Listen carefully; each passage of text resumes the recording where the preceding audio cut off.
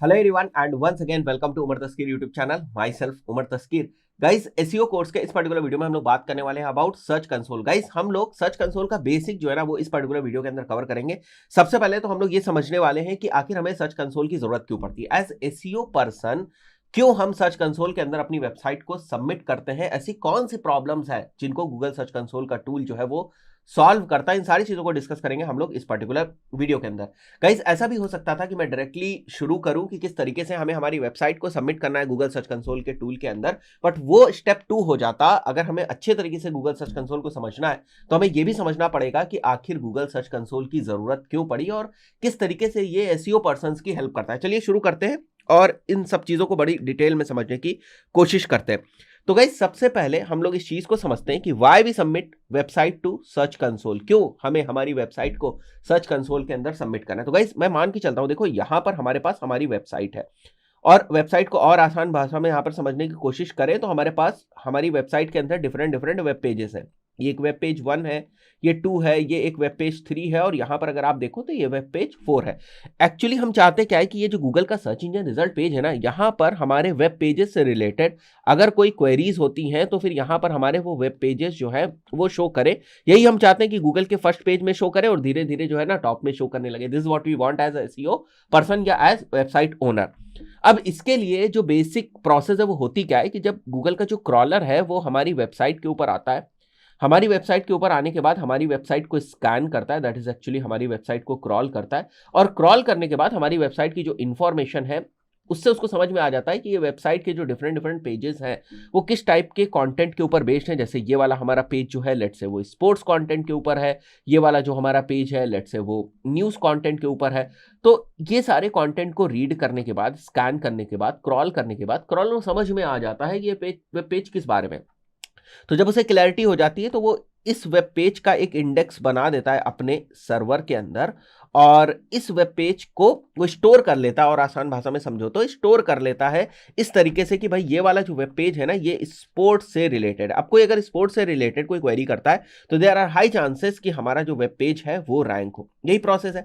But guys ये जो crawler का और वेबसाइट का इंटरेक्शन है ना ये और स्मूथ हो सके, हमें पता चल सके कि क्रॉलर ठीक तरीके से हमारी वेबसाइट को क्रॉल कर पा रहा है या नहीं कर पा रहा है। अरे कोई प्रॉब्लम तो नहीं है, ये वाले वेब पेज को स्कैन करने में कोई प्रॉब्लम तो नहीं है, ये वाले वेब पेज के ऊपर कोई एरर तो नहीं है, इस वाले वेब पेज के ऊपर और कोई डिफरेंट प्रॉब्लम्स तो नहीं आ रही है। हो सकता है ये वेब पेज जो है ना वो क्रॉल हो गया लेकिन इंडेक्स नहीं हो पाया। तो ऐसी बहुत सारी चीजें अगर हम एज यूजर जानना चाहें, रिपोर्ट्स लेना चाहें तो हम कहां जाएंगे, हमारे पास कोई ऑप्शन नहीं।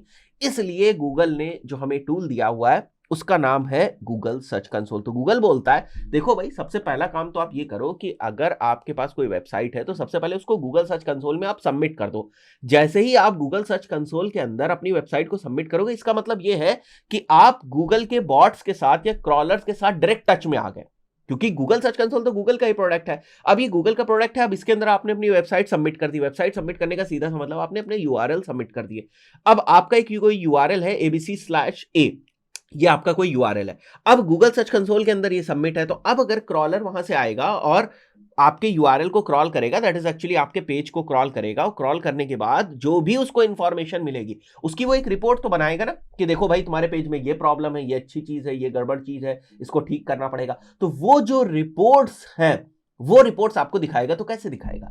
वो रिपोर्ट्स आपको दिखाएगा थ्रू गूगल सर्च कंसोल। तो अभी आपको बात समझ में आ गई कि ये जो गूगल सर्च कंसोल है ये कर क्या रहा है। ये एक्चुअली क्रॉलर्स के और हमारी वेबसाइट के बीच में एक ब्रिज की तरीके से एक्ट कर रहा है। ये हमें ये बताने की कोशिश कर रहा है एज अ टूल कि क्रॉलर हमारी वेबसाइट के साथ किस तरीके से इंटरेक्ट करे, क्या उनको प्रॉब्लम हो रही है या हमारी वेबसाइट में क्या प्रॉब्लम है या गूगल क्या रिकमेंडेशन दे रहा है। ये सारी चीजें जो बताने का काम है ये करता है हमारा गूगल सर्च कंसोल। इसका मतलब ये हुआ कि अगर हम अपनी वेबसाइट को गूगल सर्च कंसोल के ऊपर सबमिट कर देंगे तो गूगल सर्च कंसोल के अंदर भी बहुत सारे छोटे बड़े टूल्स हैं जो डिफरेंट डिफरेंट चीजों को मॉनिटर करते हैं और उसके बेसिस पे हमें रिपोर्ट्स बनाकर देते हैं। तो इसका मतलब गूगल सर्च कंसोल दो चीजों से मिलकर बना हुआ है, दैट इज रिपोर्ट्स एंड उसके अंदर भी जो छोटे छोटे टूल्स हैं वो। तो अब ये टूल्स और रिपोर्ट्स किस तरीके की हमें इंफॉर्मेशन देते हैं ये भी हम लोग समझ लेते हैं। फाइन। तो गाइस यहां पर अगर मैं देखूं और समझाने की आपको कोशिश करूं कि आखिर गूगल सर्च कंसोल का क्या काम है, अगर एक लाइन में हम उसको समझने की कोशिश करें तो यहां पर आप देखो सबसे पहला स्टेप लिखा हुआ है, it monitors, maintains and troubleshoots your site presence in Google search result. जो हमारा अल्टीमेट गोल है, हम चाहते हैं कि कुछ स्पेसिफिक क्वेरीज के ऊपर हमारी वेबसाइट गूगल के सर्च इंजन रिजल्ट पेजेस में दिखाई दे, तो दिखाई देने के लिए हमें कुछ प्रोसेसेस करनी पड़ेंगी। तो उन प्रोसेसेस में जो हम एफर्ट्स करते हैं उनको मॉनिटर करना, उनको मेंटेन करना कि हमारा जो वेब पेज है वो प्रॉपरली क्रॉल हुआ या नहीं हुआ है, और अगर कोई प्रॉब्लम आ रही है तो उसका नोटिफिकेशंस हमें देना और उसके फिक्सेस हमें बताना कि किस टाइप से हम उसको ट्रबल शूट कर सकते हैं। इन सारी चीजों में जो गूगल सर्च कंसोल का टूल है हमारी हेल्प करता है। Fine, it gives you report so that you can make your presence in search engine. अब ये किस टाइप की रिपोर्ट्स हमें देता है? सबसे पहली और जो सबसे इंपॉर्टेंट रिपोर्ट होती है जिसके लिए हम लोग प्राइमरी बेसिस पर गूगल सर्च कंसोल को यूज करते हैं, मतलब ये बहुत ही इंपॉर्टेंट यूज है गूगल सर्च कंसोल का, कि हम मेक श्योर करना चाहते हैं कि हमारे भाई ये वेबसाइट के ऊपर 150 पेजेस थे, अब मेरे को बताओ मेरे कितने पेजेस क्रॉल हुए, मेरे को बताओ कितने पेजेस मेरे इंडेक्स हुए। तो ये जो इंफॉर्मेशन है कि हमारी वेबसाइट की जो क्रॉलेबिलिटी का स्टेटस है वो क्या है, इंडेक्सेबिलिटी का जो स्टेटस है वो क्या है, ये सबसे इंपॉर्टेंट इंफॉर्मेशन होती है जो हमें गूगल सर्च कंसोल देता है। उसके बाद री इंडेक्सिंग, मुझे लगा कि भाई मेरे ये एक पर्टिकुलर पेज था, इसके ऊपर मैंने कुछ कंटेंट में चेंजेस किए या इसमें मैंने कुछ अपडेशन किए, तो गूगल क्या करता है, जो पहला जो आपका पुराना पेज था उसके ऊपर गूगल आया था, उस पेज को स्कैन किया था, स्कैन करने के बाद उस पेज को इंडेक्स कर लिया था कुछ इंफॉर्मेशन के साथ, बट अब आपने क्या किया, पेजेस में कुछ चेंजेस कर दिए, तो आप फिर नहीं चाहोगे कि गूगल का क्रॉलर फिर से मेरे पेज को इंडेक्स करे। तो जब कभी हमें री इंडेक्सिंग वगैरह कराना पड़ता है तो उसके लिए भी जो गूगल सर्च कंसोल का टूल है वो यूज होता है। परफॉर्मेंस की बहुत सारी रिपोर्ट जो है वो गूगल सर्च कंसोल हमें देता है। किस टाइप की परफॉर्मेंस? देखो, गूगल सर्च कंसोल का जो काम है ना वो ये है, यहां पर अगर आप देखो कि गूगल सर्च कंसोल का वर्क क्या है, यहां पर जो Google search engine result pages में आपके रिजल्ट्स को डिस्प्ले कराना है उसमें क्या समस्या आ रही है ना, ये मेन चीजें जो है ना वो गूगल सर्च कंसोल के अंदर हम लोग इनका सोल्यूशन देखते हैं या इनसे रिलेटेड हम लोग रिपोर्ट्स देखते हैं।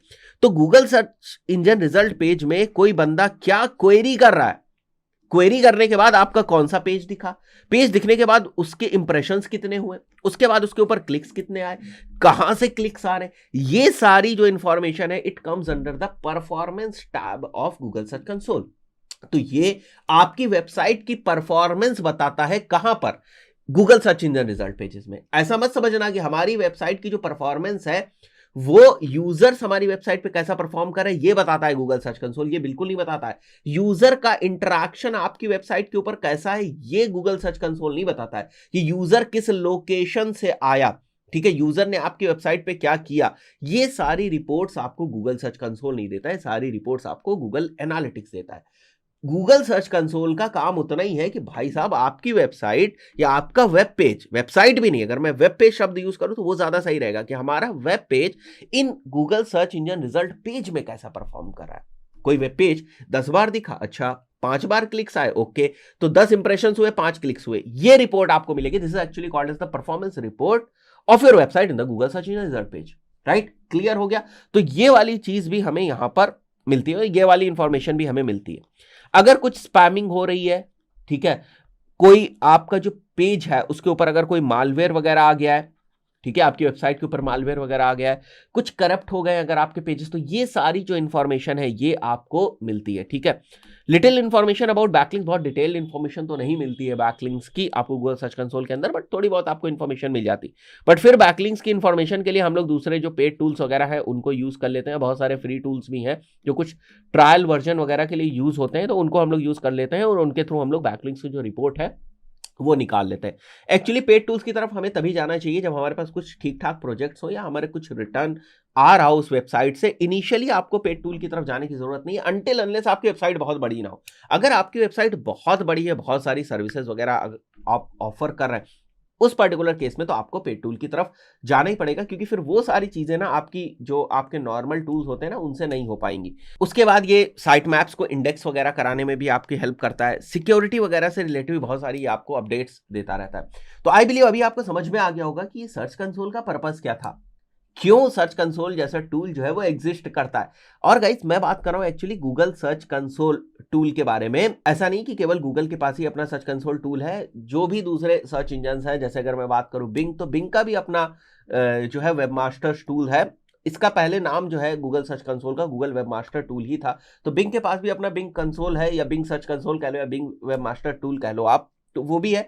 तो अगर हम बिंग के ऊपर अपनी वेबसाइट को रैंक कराना चाहते हैं तो फिर हमें हमारी वेबसाइट को बिंग के जो सर्च कंसोल है उसके अंदर सबमिट करना पड़ेगा। फाइन। तो आई बिलीव अभी आपको चीजें क्लियर हो गई होंगी कि ये सर्च कंसोल का फंडा क्या है और इसके फंडामेंटल्स क्या है। दोस्तों इस पर्टिकुलर वीडियो में इतना ही, मिलते हैं नेक्स्ट वीडियो में। Till then good bye.